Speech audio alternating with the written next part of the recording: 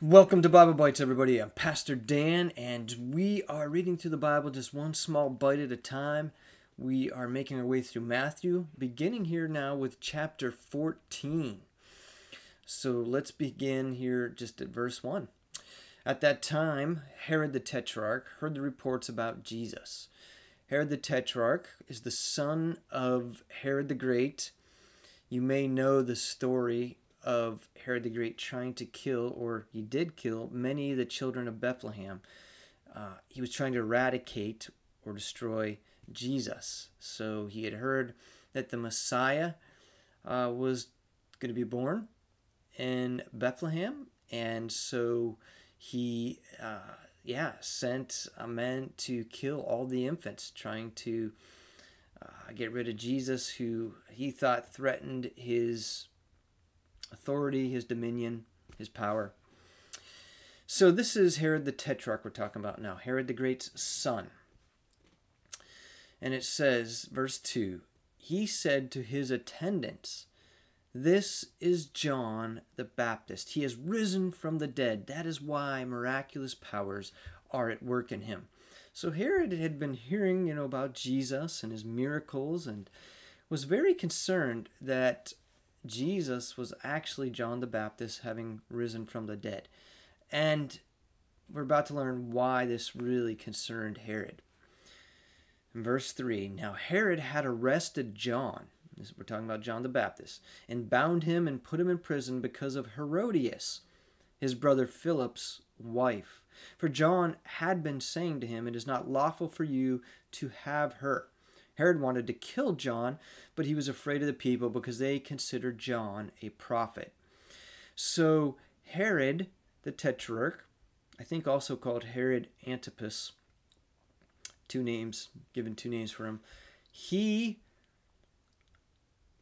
married his brother's wife. Her name is Herodias. Now, interestingly, Herodias was actually Herod's niece, so which would have made her Herod, or would have made her Philip's niece as well. So there's some intermarrying going on, family marriage. Wouldn't really be kosher today, but it happened in this Herodian dynasty and probably many dynasties back then.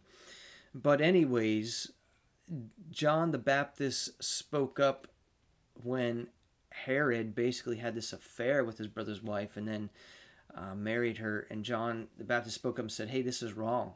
It's not right. It's not lawful."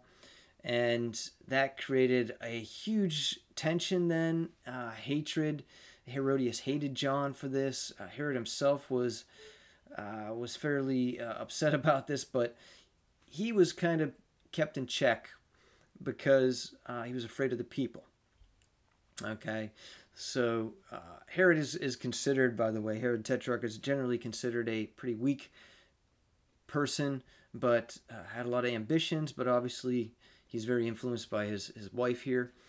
All right, so verse 6, we find out what happens. On Herod's birthday, the daughter of Herodias, we're told in another one of the Gospels, maybe in Gospel Mark, that this daughter of Herodias' name was Salome. And the daughter of Herodias danced for the guests and pleased Herod so much that he promised with an oath to give her whatever she asked. Prompted by her mother, she said, "Give me here on a platter the head of John the Baptist." So you can see how Herodias was manipulating Herod, and well, let's keep going. The king was distressed, but because of his oaths and his dinner guests, he ordered that her request be granted, and he had John beheaded in prison. So Herod, still very much afraid of the people. Herod was also a man who was very intrigued by religion, was not necessarily a true follower of maybe any religion, but was interested, but so probably would have been very interested in John as a righteous man, as a follower of God. And So that might have kept him in check a little bit too, but again, his fear of the people, because the people understood John as being a prophet, someone sent from God. So now Herod's in this, he's between a rock and a hard place. Doesn't really want to kill John the Baptist, but yet he's made this promise to give Salome whatever she wants, and she asks for John the Baptist's head. What does he do? Does he dishonor himself in front of all his guests? Does he go through with it? Well, he goes through with it, right? And has John the Baptist beheaded. So his head, John the Baptist's head, was brought in on a platter and given to the girl who carried it to her mother.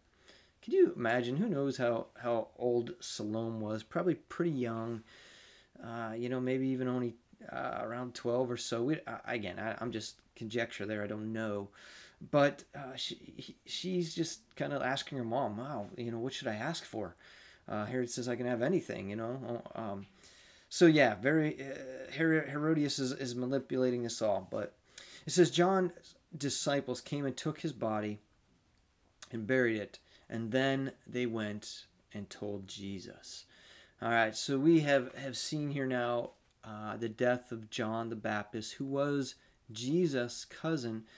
And John was spoken about in the prophets as one who would come and prepare the way for Jesus. He actually, in a sense, not in a sense, he got people's hearts ready. He got people looking to God, and really many repented and were again just thinking about anticipating the coming of the Messiah.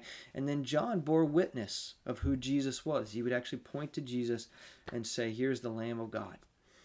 So yeah, this ends John's life here, and next week we'll find out Jesus' reaction to the death of John.